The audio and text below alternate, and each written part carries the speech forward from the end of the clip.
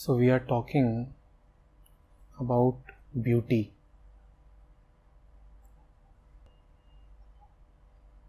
There is a beauty in the dualistic sense where something is beautiful only if correspondingly there is something ugly to compare it with.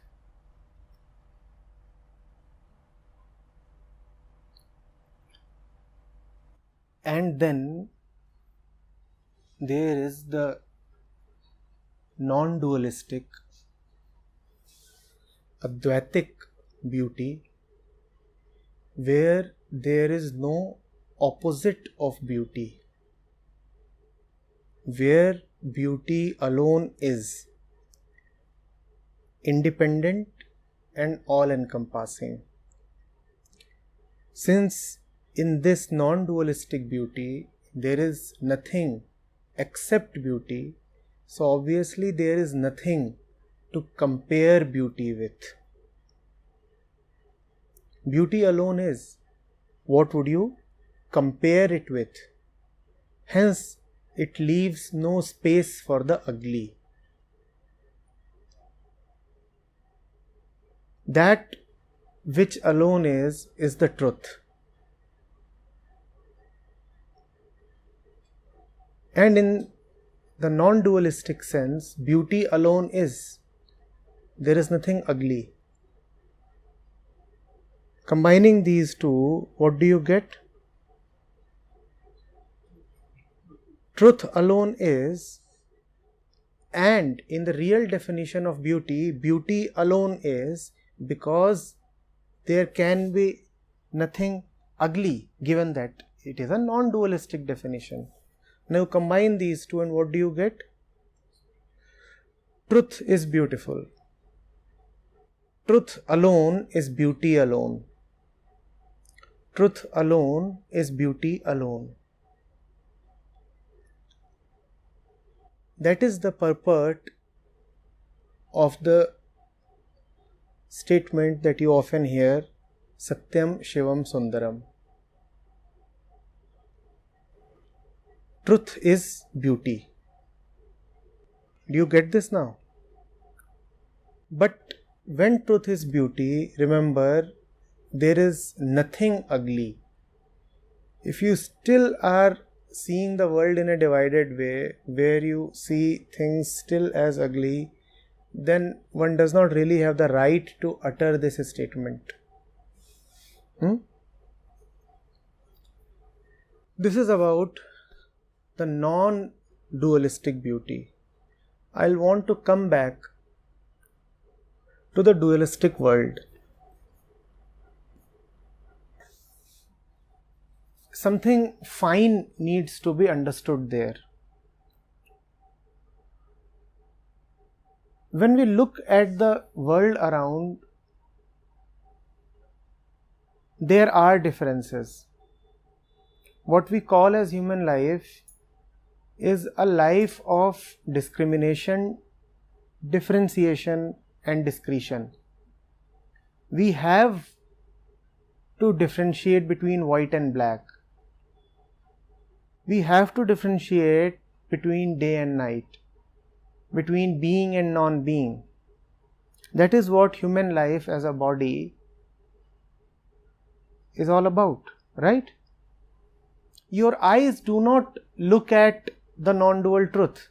They only look at differences. Your ears do not hear the non-dualistic silence. They only hear waveforms comprising of differences, changes, modifications. So when we talk of this world, we have to talk about the art of discrimination. Because discrimination will be there. Beauty might be sitting in your heart, but when you look outside through your eyes, you will have to differentiate. And the moment you say differentiate, beauty cannot be all-encompassing, at least externally. Internally it might be. Internally it might be your life breath. Internally, it might be your very life force. But your eyes, I repeat, can only see duality. Your mind can only think by way of inclusion and exclusion. Your entire process of living as body-mind is dualistic. Or is it not? Your very sense of I am as body-mind is dualistic. So then the question that arises is, even if there is an all-encompassing beauty sitting in my heart, how do I differentiate between the beautiful and the ugly in the external world? The world is always external. I repeat the question, and it's a very pertinent question. The question is, even if beauty, the truth, is sitting in my heart, how do I differentiate between beauty and ugliness in the external world? How do I differentiate between truth and falseness in the external world?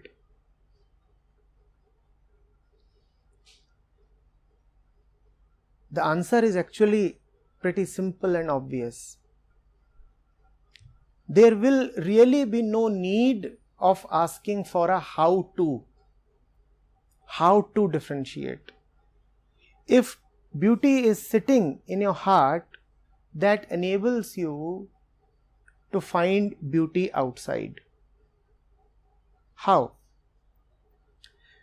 There are only two kinds of minds, and there are only two kinds of sensory inputs that you receive.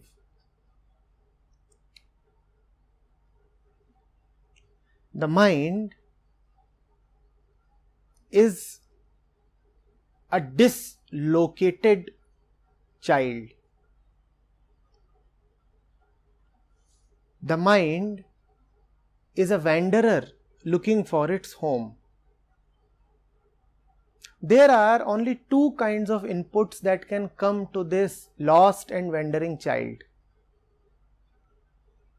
First type of input is the one that takes it back to its home. The second kind of input is that which takes it further away from its home. Beautiful is the input that takes you towards beauty. How do I decide? That was our basic question. How do I decide what is beautiful in this world? We said the heart is always beautiful. We said beauty alone exists. Truth alone exists. But truth alone exists only to the truth itself. We as creatures of falseness, we as lost minds, for us both true and false exist. Otherwise there is no question of being lost. So for us, in the world, not only beauty but also ugliness exists. The question that we are probing is, how do I know what is beautiful and what is ugly in this world? The answer, we said, is simple. The heart is beautiful. The heart is the center of all beauty. And you are receiving inputs all the time from this world. Whatever takes you towards your beautiful heart is beautiful. Do you get this? Whatever takes you towards your beautiful heart is beautiful. And whatever takes you away from the beauty in your heart is ugly. You read a book and it disturbs your already disturbed mind, you are justified in calling it an ugly book. Are you getting it? You go to a place. You are disturbed already, otherwise you wouldn't have gone to such a place. You go to a place which disturbs you. You are justified in calling that place ugly. Now remember, I am cautioning, that place is not actually ugly. that place is ugly for you. It is just a subjective labeling that you are doing, but you are justified in doing that labeling. Because for you it is indeed ugly. Why is it ugly? Why is it ugly? Because as far as you are concerned, that place is taking you away from your heart, away from silence, away from truth and peace. So you are justified in calling that place ugly. Do not take this labeling very rigidly. Do not think that this is a universal and absolute truth that the place is ugly. But it is simultaneously alright to say that as far as you are concerned, for you obviously that place is not auspicious. You must avoid it. Yes, there may be somebody else who does not need to avoid that place. There may be somebody else who might feel actually nice being in that place. There is somebody else who actually starts feeling peaceful in that place. He need not say that the place is ugly. Let him say that the place is beautiful. And you need not quarrel with him, because all labeling is anyway subjective. We are talking right now about the beautiful and ugly in the world, and the world itself is subjective. So no wonder that whatever we are talking of is just subjective. Are you getting it? This is how you should look at the world. What is beautiful? That which takes you towards the beautiful. What is ugly? That which takes you away from the beautiful. Which place is a temple? That which reminds you of the truth. Any place that reminds you of the truth is a temple. And even if a place is labeled as a temple, but it disturbs you even more, you have no need to call it a temple, because it is not a temple for you. And all that matters is whether it is a temple for you. Absolute definitions do not matter in the world. The absolute matters only to the absolute. And to creatures of non-duality, only non-dualistic definitions are useful. To them, an absolute truth makes no sense. Are you getting it? What I am talking of becomes more important when you contrast it with your classical definition of the beautiful and the ugly. How do you conventionally decide what is beautiful and what is ugly? You say that which pleases my conditioning is beautiful. Don't you say that? And that which violates and hurts and breaks my conditioning is ugly. Don't you do that? You have been conditioned to hear one particular kind of music since childhood. And what do? You start finding it beautiful. In the world, you always differentiate between the beautiful and the ugly. We are trying to see what is a right way of making that differentiation. Usually, how do you differentiate? Usually, you say, what pleases my conditioning is beautiful. Being born in this milieu, looking at particular kinds of faces, I think that a brownish complexion is better than a blackish complexion. A wheatish complexion is better than a brownish complexion. Don't we carry all these prejudices?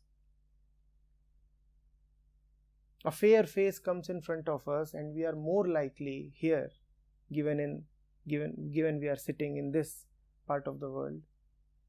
When a fair face comes in front of our eyes, we are more likely to call it beautiful, which is nothing but prejudice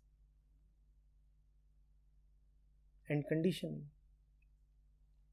But it happens all the time. Does it not happen? Even today, if you look at your popular actors and actresses, are most of them not cut out in similar ways? There may be a little bit of divergence here and there. But do you see radically different personas? Look at actresses, for example. Are not most of them ticking the same boxes? She must have a particular height. She must have a particular body type. She must have a particular kind of face. Is that not happening? And that's what you call as beautiful. This is an ugly way of deciding between the beautiful and the ugly. I'll come back to the fundamental issue. What I'm saying is, in the world, because we are creatures of duality, so we have to differentiate between the beautiful and the ugly. It will inevitably happen. Even if we grandly declare that beauty alone is, it is a meaningless statement. In the world, we keep on differentiating. Don't we differentiate? We differentiate between blue and green. We differentiate between hot and cold. So we will end up differentiating between beautiful and ugly. So we have taken up the issue of how to rightly differentiate between the beautiful and the ugly. The conventional way is, what suits my conditioning is beautiful, what hurts my conditioning is ugly. That is the conventional way of deciding. We are saying, let's come to a more spiritual, more real way of making this distinction. So we are saying, that which takes you towards your heart is beautiful, that which takes you away from your heart is ugly. That is not beautiful which pleases your senses. That is not ugly which your mind repulses. Let that not be a criteria at all. The criteria should be, reading this book, did I get to peace? Sitting in front of this man, did I experience silence? If such is the book, call it a beautiful book.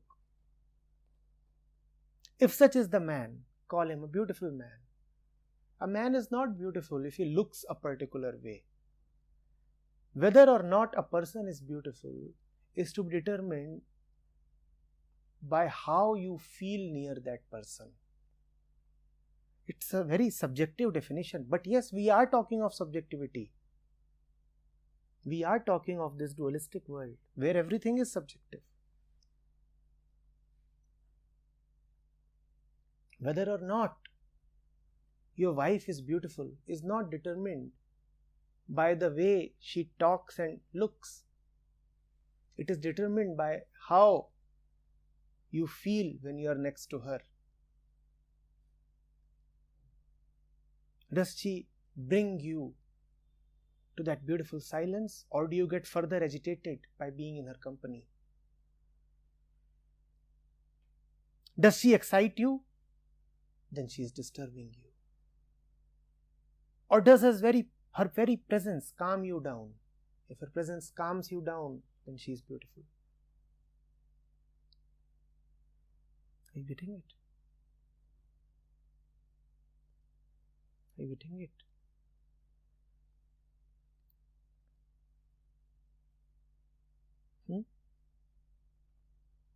So I do not know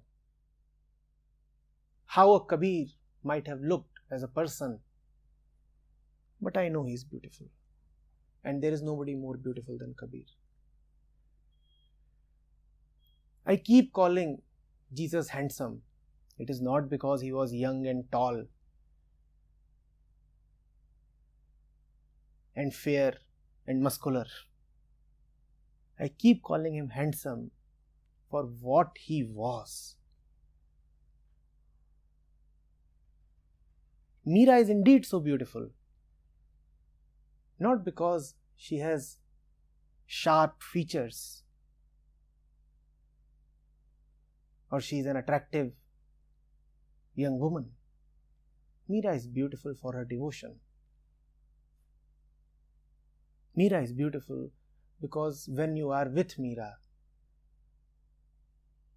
then some of her devotion simply rubs upon you. Sitting next to Meera, you get a taste of Krishna. That is why Meera is beautiful.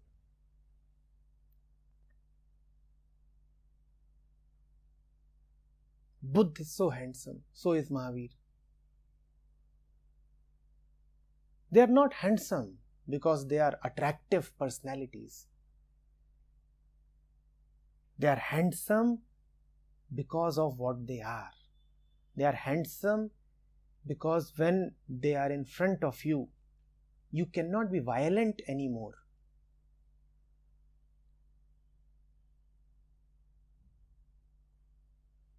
It is said of these people that when they would walk, then even animals would lose their violent tendencies for a while.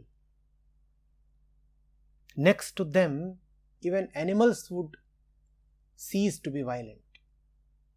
And that is why they are handsome.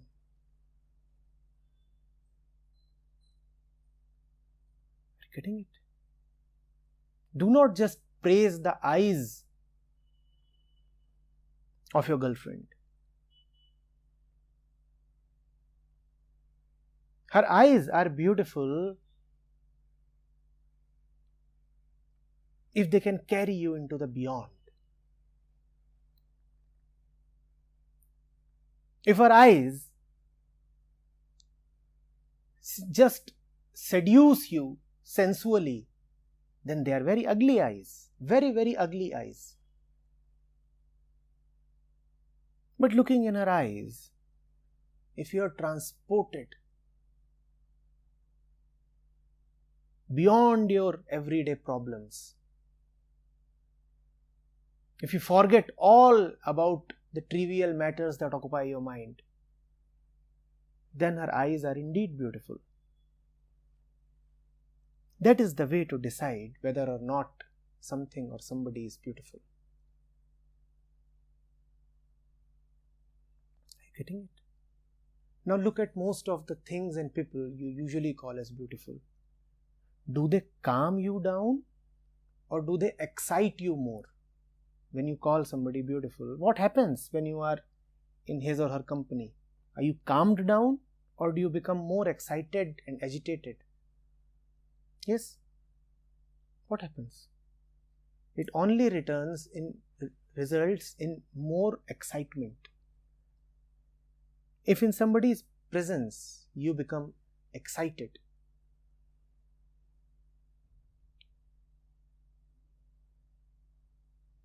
then that presence is not really good for you.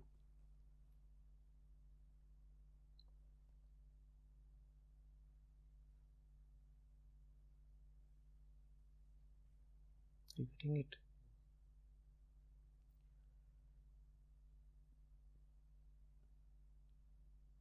Now we will try to be more watchful and alert when we utter these words, beautiful and ugly. You may look at a landscape and say beautiful.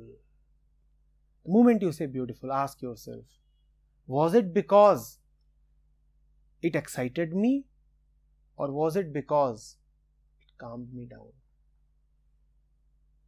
If it calmed you down, only then you are justified in saying beautiful.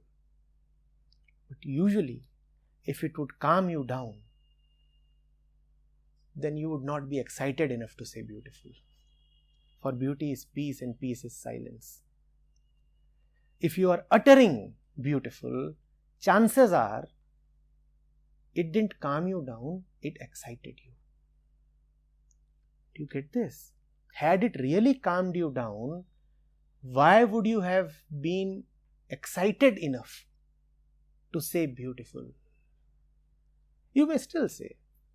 We are not ruling out the possibility.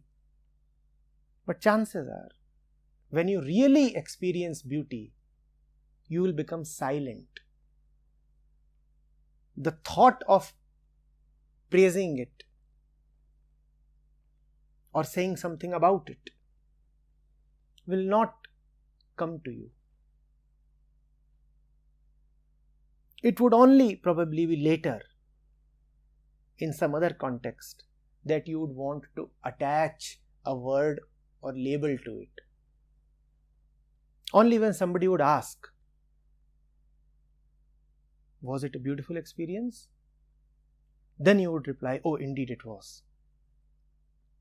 Only upon probing would you want to give it a name. Otherwise, you won't want to even give it a name.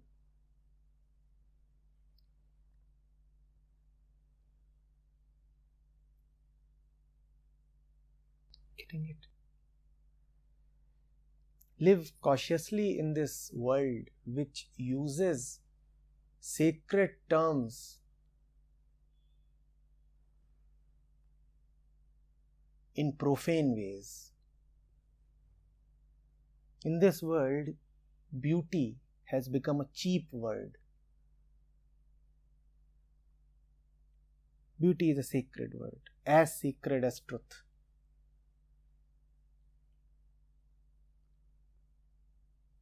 You purchase a new gadget. Hold yourself from calling it beautiful.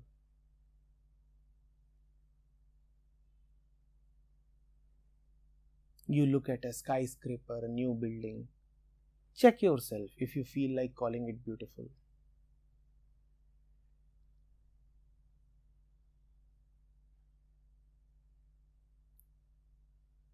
You look at a song which is giving you a semi-erotic experience. And what do? You call it beautiful. This is sacrilege.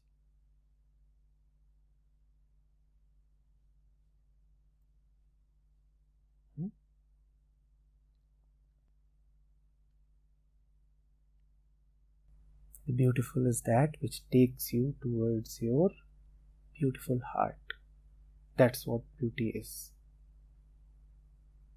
Alright?